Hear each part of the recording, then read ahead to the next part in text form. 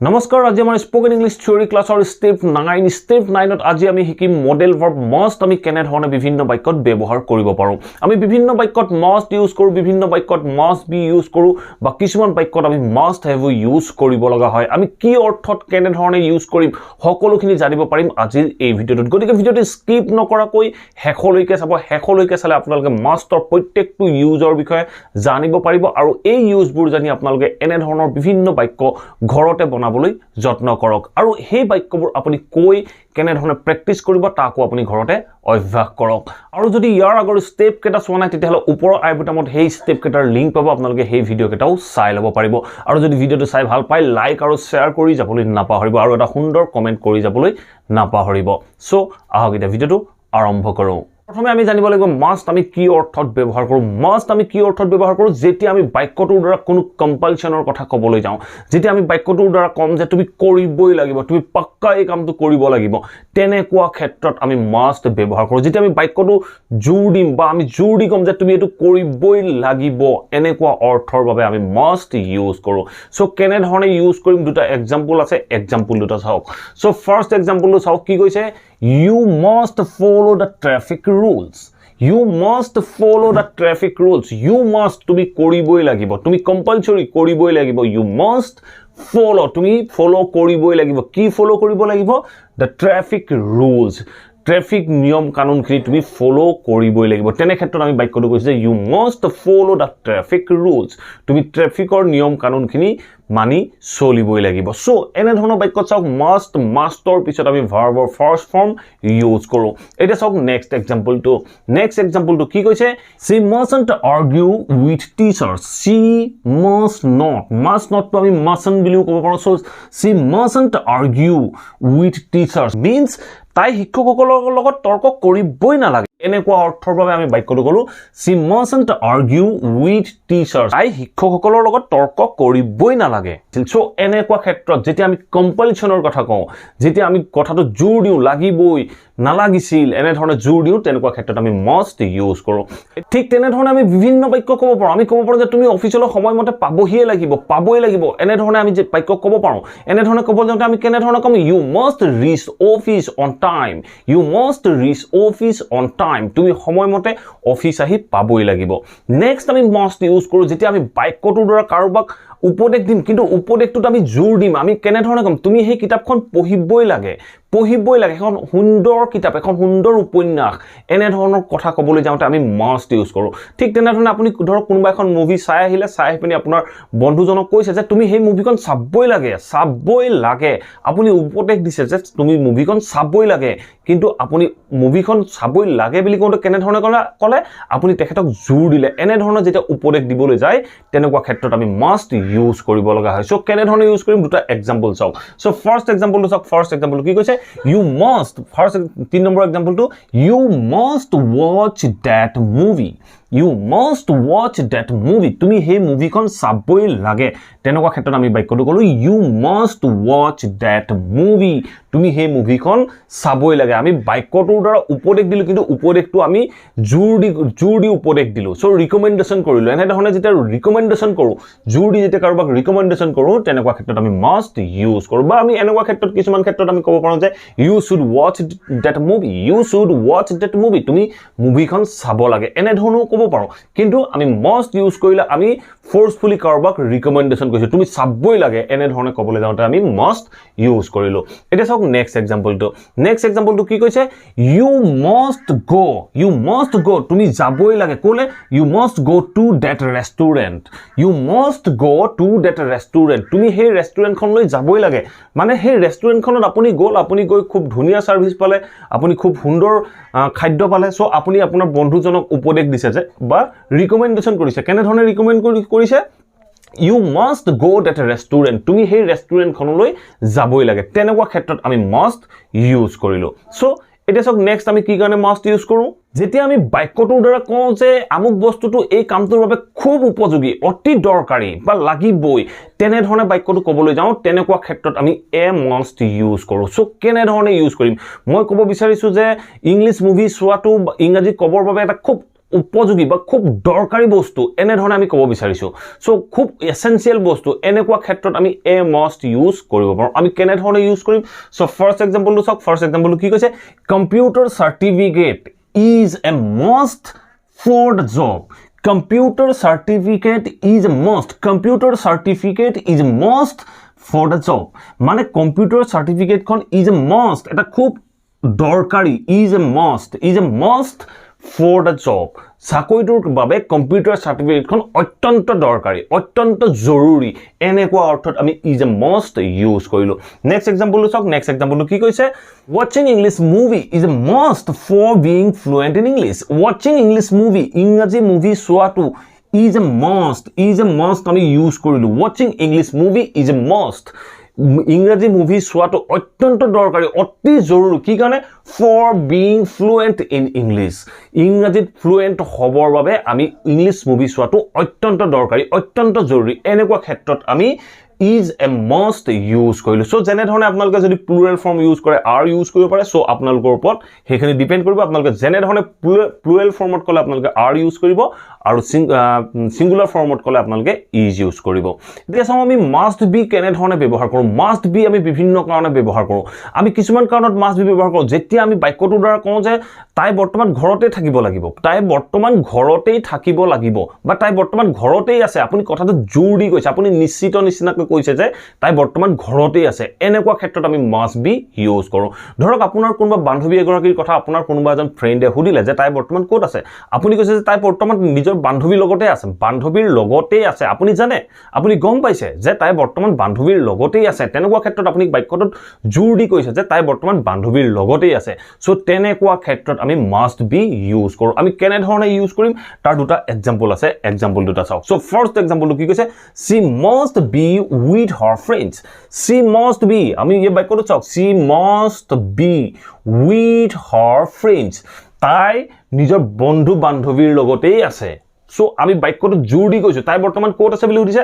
আপোনাক উত্তৰটো দিছো যে she must be with her friends তাই বন্ধুৰ লগতেই আছে বা বান্ধৱীৰ লগতেই আছে তাইৰ বান্ধৱীৰ লগতেই আছে তেনেকৈ ধৰণে আমি যেতিয়া জোৰ দি কথাটো ক'বলৈ যাওঁ তেনেকুৱা ক্ষেত্ৰত আমি must be ইউজ কৰো নেক্সট এক্সাম্পলটো চাওক নেক্সট এক্সাম্পলটো কি কৈছে he must be at home আপোনাক কোনোবা এজন বন্ধুৱে হুদিলে যে হি বৰ্তমান ক'ত আছে আপুনি কৈছে যে এই মুহূৰ্তত হিটো ঘৰতেই থাকিব হি ক'লো কোনে যে এই মুহূৰ্তত হি ঘৰতেই থাকিব তেনেকুৱা ক্ষেত্ৰত আপুনি কৈছে যে আপুনি নিশ্চিত হৈ কৈছে যে হি must be at home হি ঘৰতেই থাকিব লাগিব তেনেকুৱা ক্ষেত্ৰত আমি must be ইউজ কৰো নেক্সট আমি must be কেতিয়া ইউজ কৰো যেতিয়া আমি বাক্যটোৰ দ্বাৰা কোনো এটা কন্টিনিউয়াস একচনৰ কথা কম আমি কন্টিনিউয়াস একচন মানে ধৰক আপোনাক কোনোবা এজনে হুদিছে যে তাই বৰ্তমান ক'ত আছে বা আপোনাৰ বন্ধুজন বৰ্তমান ক'ত আছে আপুনি কৈছে যে এইটো আজি বন্ধ আজি সানডে হিটো ঘৰতে থাকিব আৰু ঘৰতে শুয়ে থাকিব লাগে হি ঘৰতে শুয়ে থাকিব বুলি ক'বলৈ যাওঁতে আমি বাক্যটোত must be আৰু ভাৰ্বৰ কন্টিনিউয়াস ফৰ্ম ইউজ কৰিব লাগিব সো কেনে ধৰণে ইউজ কৰিম আপোনালোকৰ বাবে দুটা এক্সাম্পল আছে এক্সাম্পল দুটা চাওক সো ফাৰ্স্ট এক্সাম্পল কি কৈছে she must be watching তাই নিশ্চিত ৰূপে আপুনি নিশ্চিত হৈ কৈছে যে she must be watching movie তাই সিনেমাই চাই থাকিব লাগে মুভিয়ে চাই থাকিব লাগে তেনেকুৱা ক্ষেত্ৰত কৈছে আপুনি জানে যে আপোনাক কোনোবাই হুদিছে ৰাতি 9 বজাত আপোনাক কোনোবাই হুদিছে তাই বৰ্তমান ক'ত আছে বাৰু আপুনি কৈছে যে এই ৰাতি 9টা বাজিছে এতিয়া তাই টিভিয়ে চাই আছে বা এতিয়া তাই মুভিয়ে চাই আছে ডেফিনেটলি তাই মুভি চাই আছে তেনেকুৱা ক্ষেত্ৰত আপুনি প্ৰায় নিশ্চিত নিচিনাকৈ কৈছে যে she must be watching movie তাই মুভিয়ে চাই থাকিব লাগিব সো তেনেকুৱা ক্ষেত্ৰত আমি বাক্যটোত must be আৰু ভাৰ্বৰ কন্টিনিউয়াস ফৰ্ম ইউজ কৰিলো সো নেক্সট এক্সাম্পলটো চাওক কি কৈছে he must be sleeping now হি বৰ্তমান শুয়ে থাকিব লাগিব ধৰক আপোনাৰ কোনোবাজন বন্ধুৰ অভ্যাস আছে ৰাতিপুৱা 8টা 9টা বজাত শুই উঠাৰ আপোনাৰ কোনোবাজন বন্ধুৱে আপোনাক 7টা 7:30 বজাত উঠিছে হি বৰ্তমান কি কৰি আছে চাগে আপুনি গম পাই যে তেখেত 8টা 9টা বজাত উঠে সো তেনেকুৱা ক্ষেত্ৰত আপুনি কৈছে যে হি must be sleeping now হি এই মুহূৰ্তত শুয়ে আছে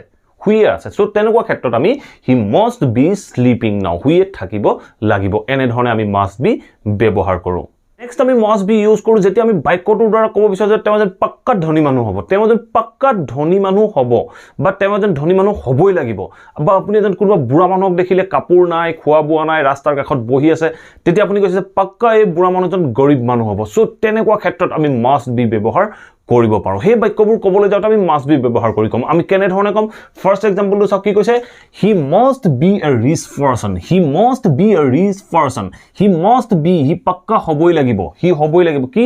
we must be a rich person he এজন পাক্কা ধনী মানুহ হ'বই লাগিব সো তেনেকুৱা ক্ষেত্ৰত আমি must be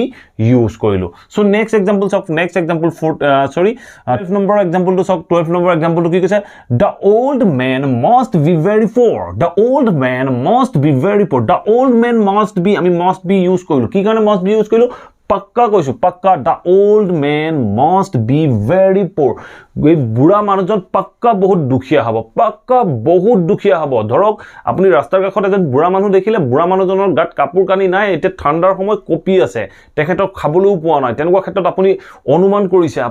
কৰি কৈছে যে the old man must be very poor the old man must be very poor পাক্কা গৰীব বুঢ়া মানুহজন পাক্কা বহুত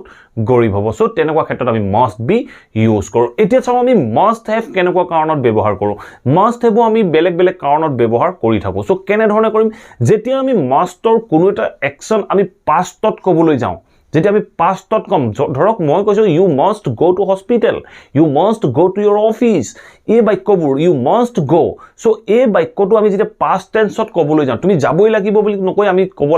অসমীয়াত ক'ব বিচাৰো যে তুমি যাবই লাগিছিল যেতিয়া যাবই লাগিছিল বুলি কম তেতিয়া আমি must have ইউজ কৰিব লাগিব আমি কেনে ধৰণে ইউজ কৰিম দুটা এক্সাম্পল চাওক সো ফাৰ্স্ট এক্সাম্পলটো কি কৈছে 13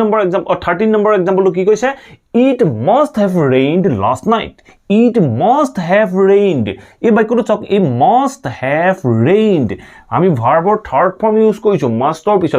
have ৰ পিছত ভাৰ্বৰ থাৰ্ড ফৰ্ম ইউজ কৰিছো last night সো এই বাক্যটো চাওক আপুনি ধৰক ৰাতিপুৱা শুই উঠি দেখিছে চোতালত পানী দেখি আপুনি অনুমান কৰিছে যে পাক্কা জোৱাৰাতি বৰষুণ দিলে পাক্কা জোৱাৰাতি বৰষুণে দিব লাগিব নতুবা চোতালত পানী ক'ৰ পৰা আহিব গোটেই চোতালখন তিতি আছে ৰাস্তা পদুলি সব তিতি আছে তেনেকুৱা ক্ষেত্ৰত আপুনি নিশ্চিত আপুনি পাক্কা কৈছে যে পাক্কা জোৱাৰাতি বৰষুণ দিছিলে সেই কাৰণে এইবিলাক গোটেইবোৰ তিতি আছে সো তেনেকুৱা ক্ষেত্ৰত আপুনি বাক্যটো কৈছে it must have rained last night মানে জোৱাৰাতি পাক্কা বৰষুণ দিছিলে সো তেনেকুৱা ক্ষেত্ৰত আমি এই বাক্যটো ক'ব পাৰো নেক্সট 14 নম্বৰ এক্সাম্পলটো চাওক 14 নম্বৰ এক্সাম্পলটো কি কৈছে she must have abused you she must have abused মানে গালি পৰা so she must have abused you তাই পাক্কা তোমাক গালি পাৰিলে ধৰক আপোনাৰ কোনোবা এজন বন্ধু আহি পিনে আমন জিমনকে বহি আছে মন মাৰি বহি আছে ধৰক গাৰ্লফ্ৰেণ্ডক লগ কৰি আহিলে তাৰ পিছত মন মাৰি কৰবাত বহি আছে সো তেনেকুৱা ক্ষেত্ৰত আপুনি আপোনাৰ বন্ধুজনক কৈছে তই কিয় মন মাৰি আছ আপোনাৰ বন্ধুজনে আপোনাক কোৱা নাই আপুনি কৈছে পাক্কা তোৰ গাৰ্লফ্ৰেণ্ডে তোক গালি পাৰিলে বা তোৰ মা দেউতাই তোক কোনোবাই গালি পাৰিলে সো তেনেকুৱা ক্ষেত্ৰত আপুনি বাক্যটো ক'ব পাৰে যে she must have abused you বা your mom must have abused you তোমাৰ মায়ে তোমাক গালি পাৰিলে your mom বুলি ক'লে আমি scolded কম সো আমি যেতিয়া বেলেগ কাৰোবাৰ কথা কম তেতিয়া আমি ক'ব পাৰো যে she must have abused you মানে পাক্কা তাই তোমাক গালি পাৰিলে সো নেক্সট আমি must have ইউজ কৰো যেতিয়া আমি কিবা এটা থাকিবই লাগিব বুলি কওঁ আমি প্ৰেজেন্টৰ কথা কওঁ আমি পাষ্টৰ কথা নকওঁ আমি প্ৰেজেন্টৰ কথা কওঁ বৰ্তমান সময়ত তোমাৰ আমুকটো বস্তু থাকিবই লাগিব তুমি পৰীক্ষা দিবলৈ গৈছা বা আপুনি পৰীক্ষা এটা দিব গৈছে আপুনি পৰীক্ষাটো দিব যাওঁতে আপুনি পেন লৈ যোৱা নাই আপুনি পেন লৈ যাব পাহৰিলে সো না এক্সাম হলত থকা মানুহসকলে কি বুলি ক'ব আপোনাৰ ওচৰত এটা পেন থাকিবই লাগে আপুনি পৰীক্ষা দিবলৈ আহিছে আপোনাৰ ওচৰত এটা পেন থাকিবই লাগে এনে ধৰণৰ বাক্য ক'বলৈ যাওঁতে আমি must have ইউজ কৰো সো দুটা এক্সাম্পল আছে এক্সাম্পল দুটা চাওক সো ফাৰ্স্ট এক্সাম্পলটো কি কৈছে you must have a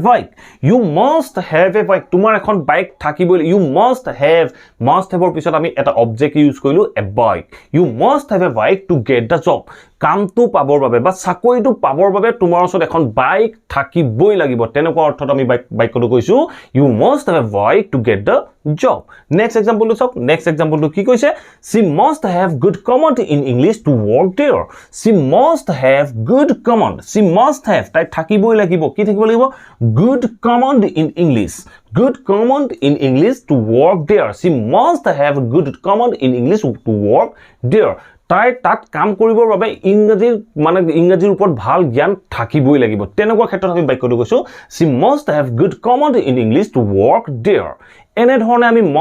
must be বা must have বিভিন্ন বাক্যত ব্যৱহাৰ কৰিব পাৰোঁ আশা কৰোঁ আপোনালোকে এই ভিডিঅ'টোৰ পৰা নিশ্চয় এই কথাবোৰ শিকিব পাৰিলে যদি ভিডিঅ'টো ভাল পালে প্লিজ ভিডিঅ'টো লাইক কৰিব আৰু শ্বেয়াৰ কৰিবলৈ সমলি নাপাহৰিব আৰু কমেন্ট কৰি মোক জনাব আপোনালোকে এই ভিডিঅ'টোৰ পৰা কিমানটা নতুন কথা শিকিব পাৰিলে আৰু যদি চেনেলটো এতিয়াও সাবস্ক্ৰাইব কৰা প্লিজ সাবস্ক্ৰাইব কৰি অল নোটিফিকেশন অন কৰি ল'ব মই এনে ধৰণৰ ইংলিশ লাৰ্নিংৰ ভিডিঅ' ৰেগুলাৰ আনি থাকোঁ so thank you for watching this video'